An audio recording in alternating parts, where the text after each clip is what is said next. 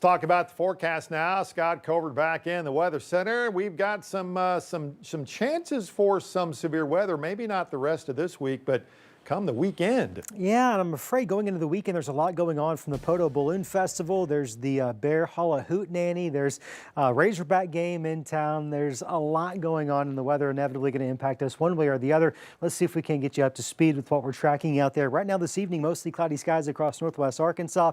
Some high clouds passing through the River Valley, all part of a stationary front that's pretty much just locked into place across portions of central and northeastern Oklahoma. That's really not going to be much of a factor for us in the days to come. Futurecast overnight shows, a few clouds making their way through the area, but by and large, we'll wake up to a little bit more sunshine come tomorrow morning. It'll be a nice start to the day. Low 60s across the northwest part of the area. Maybe you probably want a light jacket. Low to mid 60s in the River Valley, with perhaps places like Waldron briefly dropping down into the upper 50s before we really turn things around tomorrow afternoon. It's going to be a warm day overall. It's the pattern we've been in. Cool mornings, warm afternoons, right? Mid to upper 80s. And there's somebody out there in the River Valley that's going to overperform. I just know it. And it's going to hit 90 degrees tomorrow afternoon. We're all going to be close to that 90-degree mark, closer than we should be this time of the year. In fact, in northwest Arkansas, the normal afternoon high temperature, get this, is 72 degrees. We ain't even close to that this work week. We do find ourselves a little bit closer to it by Sunday.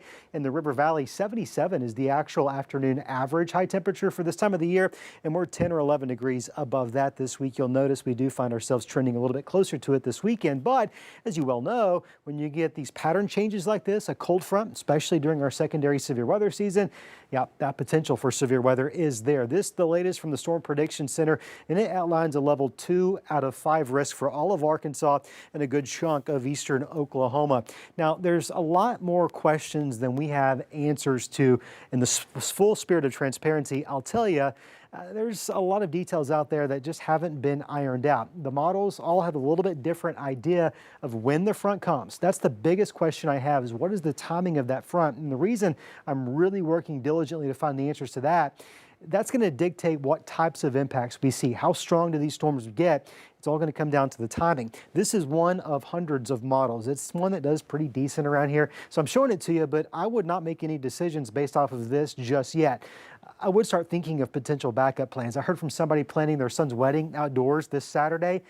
Yeah, just start thinking of how you could potentially pull that off inside somewhere. You may not have to, but let's watch it closely. This is going to be Saturday morning, 10 a.m., scattered showers and thunderstorms around the area. Secondary wave of energies looks to move into the area by the second half of Saturday, becoming a bit more widespread. Some of those storms are going to be severe, and they very well could continue to be severe across central and eastern Arkansas. 10-day forecast for northwest Arkansas shows us dropping down into the low 60s overnight tonight. We'll have some cool mornings the rest of the week, mild afternoons out there. We do drop down considerably by Sunday, but you notice we kind of warm back up Monday and Tuesday, all ahead of another cold front.